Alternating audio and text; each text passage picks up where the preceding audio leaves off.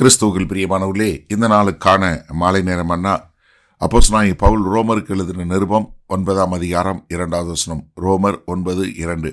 In English it's Romans 9:1.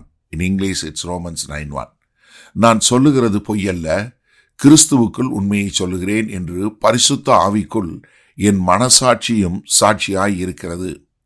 இப்போ அப்போஸ்தலனாகிய பவுல் நான் என் இன மக்களுக்காய் இடைவிடாத வேதனையும் மிகுந்த துக்கமும் கொண்டிருக்கிறேன் அப்படின்னு சொன்னார் இல்லையா? இது பொய் இல்லை. என்ன, நான் பொய் பேசுகிறவன் இல்லை.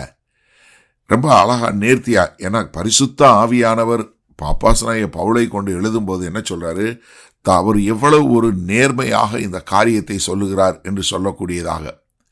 நான் என்ன பண்றேன், நான் கிறிஸ்துவுக்குள் என்னத்தை பேசுறேன், சத்தியத்தை பேசுகிறேன்.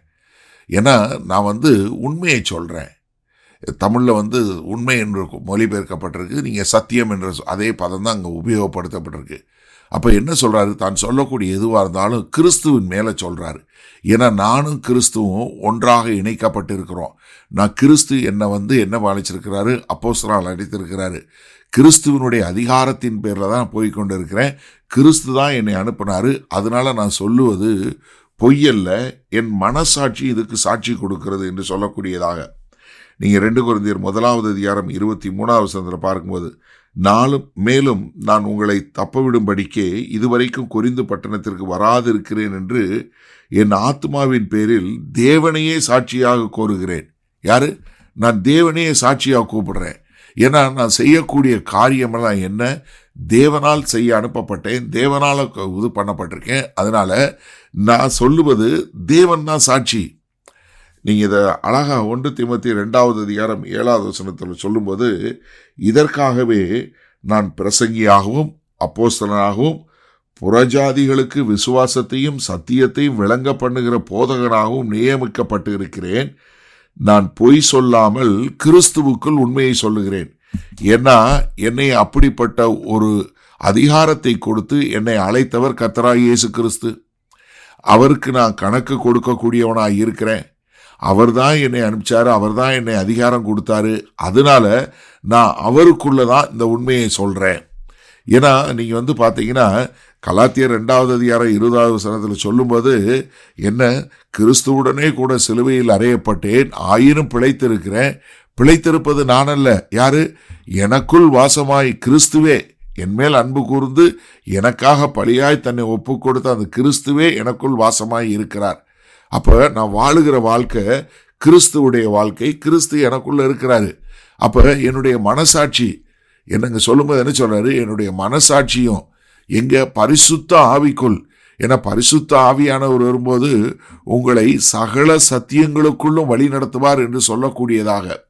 ஆனா இங்க இன்னொரு காரியத்தையும் சொல்லிடுறேன், அவருங்க சொல்லக்கூடிய இந்த இடைவிடாத மனத்துக்கம், இடைவிடாத காரியம் எந்த ஒரு தனிப்பட்ட நோக்கத்துக்காகவும் அவருக்காக இல்லை. நன்றாக தெரிஞ்சு கொள்ளுங்க, இது முழுக்க ரட்சிக்கப்படாத தன்னுடைய இன மக்களுக்காய் வரக்கூடிய ஒரு துக்கம் என்பதை நாம் மறந்து விடக்கூடாது. சரி, இந்த நல்ல வசனத்தை நம்ம எப்படி எடுத்துக்கொள்வது? அதாவது பவுல் ஒரு நேர்மையான ஊழியக்காரன் என்பதற்கு தன்னுடைய ஊழியம் எவ்வளவு உண்மையுள்ள ஊழியம், இந்த ஊழியத்தில் எந்த விதமான ஒரு கலப்படமும் கிடையாது, அதை நான் உண்மையும் உத்தமமாய் செய்கிறேன் என்று சொல்வதற்கு என்ன எவ்வளவு அழகாய் நேர்த்தியாய் தன்னை ஒப்பு கொடுத்து சொல்றாரு பாருங்க. அப்போ ஒரு ஆவிக்குரிய தலைவன்கிட்ட என்ன இருக்கணும், ஒரு உண்மை தன்மை. யாருக்கு முன்னாடி? முதலாவது தேவனுக்கு முன்னாடி உண்மை தன்மை, அதற்கப்புறம் மக்களுக்கு முன்பாக. அப்போ ஒரு ஆவிக்குரிய தலைவன் என்று சொன்னா அவன் யாரு? தேவனால் அபிஷேகிக்கப்பட்டு தேவனால் அனுப்பப்பட்டவன். அதனால அவன் தேவனுக்கு முன்பாக ஒரு உண்மையுள்ளவனாக, ஃபெய்த்ஃபுல் என்கிற அளவுகோலின் பேர்ல தான் கர்த்தர் நம்மளை அளக்க போறாரு. அப்போ முதலாவது என்னை தேவன் அழைத்தாரு, அந்த அழைப்பிற்கு உண்மையுள்ளவனாக இருக்கிறோமா? நல்லா ஒரு நிமிஷம் சிந்திச்சு பாருங்க. நீங்க ஒரு உண்மையுள்ளவர்களாய் இருக்கிறீர்களா? யாருக்கு முன்னாடி? தேவனுக்கு முன்பாக. இப்ப தேவனுக்கு முன்பாக உண்மையுள்ளவங்களா இருந்தீங்கன்னா நிச்சயமா மனிதர்களுக்கு முன்பாக உண்மையுள்ளவங்களா மாறிடுவீங்க. ஏன்னா பரிசுத்த ஆவியானவர் என்ன பண்றாரு, நம்முடைய மனசாட்சியில ஒரு சாட்சி கொடுக்கக்கூடியவராய் இருக்கிறாரு. அப்ப நீங்க எதனால வழி நடத்தப்பட மாட்டீங்க? உங்களுடைய ஒரு நான் தான் எல்லான்னு சொல்லக்கூடிய ஒரு பெருமையிலையும் சரி, இல்லை நான் எதுவுமே செய்யலைங்கிற ஒரு மனசாட்சியில் ஏற்படக்கூடிய குற்றத்தினாலையும் சரி.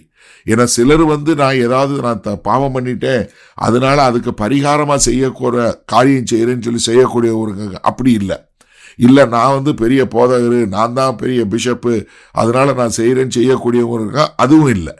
அப்போ என்ன, நீங்கள் தேவனுக்கு முன்பாக உண்மையாக இருக்கும்போது மனிதர்களுக்கு முன்பாகவும் உண்மையாக இருப்பீர்கள். மகா கிருபையும் இரக்கம் நிறைந்த எங்கள் அன்பின் தகப்பனே, இதோ இந்த செய்தியை கேட்கிற எந்த ஒரு ஆவிக்குரிய தலைமைத்துவத்தில் இருக்கக்கூடியவர்கள் யாராக இருந்தாலும் சரி, அது குடும்பத்தில் உள்ள தலைமை தன்மையாக இருந்தாலும் சரி, இல்லை சபையில் உள்ள தலைமை தன்மையாக இருந்தாலும் சரி, எங்கே ஒரு ஆவிக்குரிய தலைமையில் இருந்தாலும் அவர்கள் தேவனுக்கு முன்பாகவும் மக்களுக்கு முன்பாகவும் உண்மையாய் இருக்க வேண்டும் என்பதை அறிந்து வாழ எங்கள் தேவன் கிருபை பாராட்ட வேண்டுமாய் இயேசு கிறிஸ்துவின் மூலம் ஜெபிக்கிறோம் வல்ல பிதாவே, ஆமேன். கர்த்தர் உங்களை ஆசீர்வதிப்பாராக. நாம் நாளை காலை தினசரி தியானத்தில் சந்திப்போம். Good night.